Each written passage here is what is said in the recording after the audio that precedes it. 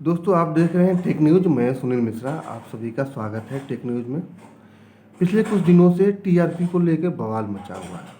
चैनलों पे सुबह शाम टीआरपी को लेकर प्रोग्रामिंग की जा रही है। एंकर चीख चिल्ला रहे हैं कि इनकी टीआरपी वो ले गया, उनकी टीआरपी वो ले गया, इसमें घपला हो गया, उसमें घपला हो गया।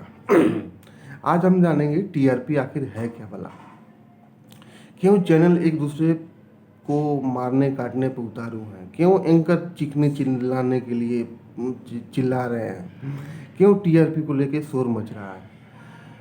आज जानते हैं टीआरपी है क्या, टीआरपी कैसे मापी जाती है, टीआरपी के मापने या टीआरपी रेटिंग से क्या फ़र्क पड़ता है, टीआरपी कब से भारत में शुरू हुआ, यह सबसे पहले कहाँ शुरू हुआ, आज हम आपको सिलसिलेवार तरीके से बताते हैं। दरअसल भारत में 1998 में टीआरपी का खेल शुरू हुआ। अमेरिकी कंपनी टाइम ने टीआरपी की रेटिंग यहाँ शुरू की। टेलीविज़न क्षेत्र में बढ़ती प्रतिस्पर्धा के बाद से यह ज़रूरत महसूस की जाने लगी कि इसकी रेटिंग होनी ज़रूरी है। अमेरिका में पहले से ही टाइम काम करती रही है, उसने भारत में 1998 से काम शुरू कर दिया। 1998 के बाद का दौर वो दौर था जब टेलीविज़न चैनल विस्तार ले रहे थे, नए नए टेलीविज़न चैनल विस्तार ले रहे थे, आकार ले रहे थे और प्राइवेट सेक्टर के लोग टेलीविज़न के मार्केट में कूद रहे थे। उसी समय रेटिंग शुरू हुई। पहले तो कुछ मीटर लगाए गए, फिर बाद में बढ़ाया गया। आज के डेट में पूरे भारत में 34,000 मीटर लगे हैं जिससे टीआरपी मापी जाती है। टीआरपी क्या मापी जाती है? टेलीविज़न रेटिंग पॉइंट, यानी टेलीविज़न पे पूरे देश में क्या देखा जा रहा है, सबसे अधिक क्या देखा जा रहा है, सबसे अधिक समय तक क्या देखा जा रहा है, और वो कौन लोग हैं जो टेलीविज़न पे क्या देख रहे हैं। इसमें ये टीआरपी में सब मापा जाता है, उसकी रिपोर्ट आती है। उसी के आधार पे आपके विज्ञापन के रेट तय होते हैं और मार्केट में आपकी पोजीशन तय होती है। तो ये मारकाट इसलिए मची है कि आपके विज्ञापन के रेट ना आधे हो जाए और आपकी मार्केट में पोजीशन न बिगड़ जाए, इसलिए टीआरपी के लिए मारकाट चल रही है।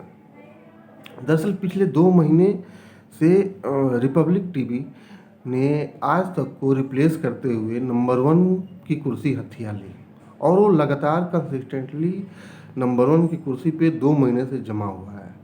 रिपब्लिक टीवी ने न केवल नंबर 1 की कुर्सी पे बना हुआ है, बल्कि उसने अपने प्रतिस्पर्धी चैनलों से काफ़ी बढ़त बना ली है।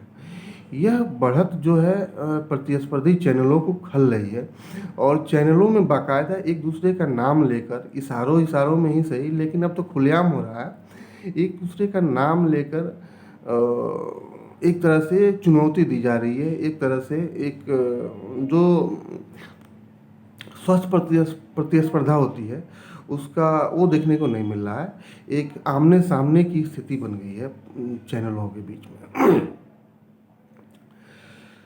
अब आते हैं टाइम जो रेटिंग देती है उससे आपके विज्ञापन के रेट तय होते हैं, यानी आपकी आय तय होती है, आपकी पोजीशन तय होती है।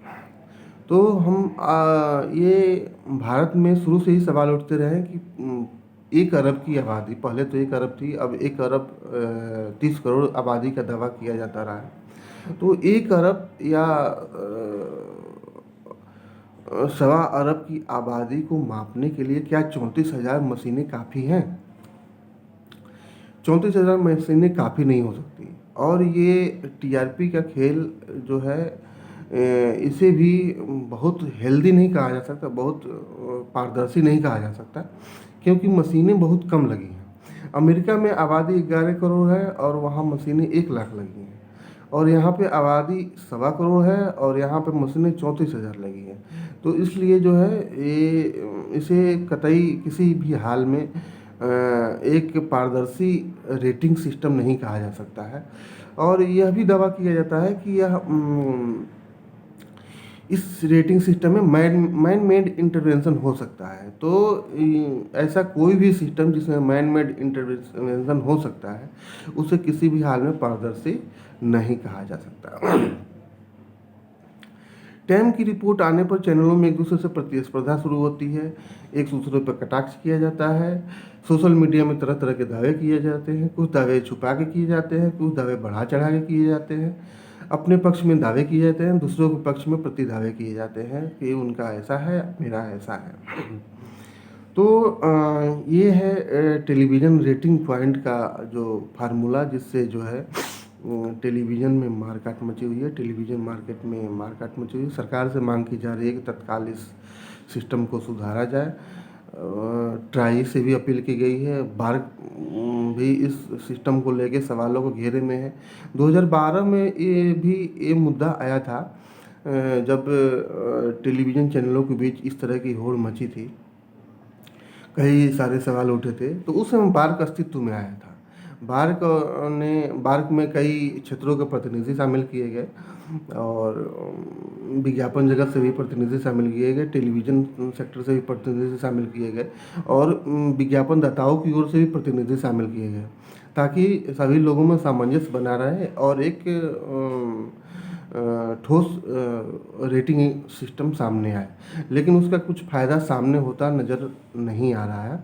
अब सरकार से एक बार फिर से मांग की जा रही है कि कोई नया दूसरा सिस्टम या डिजिटल सिस्टम आना चाहिए जिसमें मैन मेड इंटरवेंशन ना हो सके।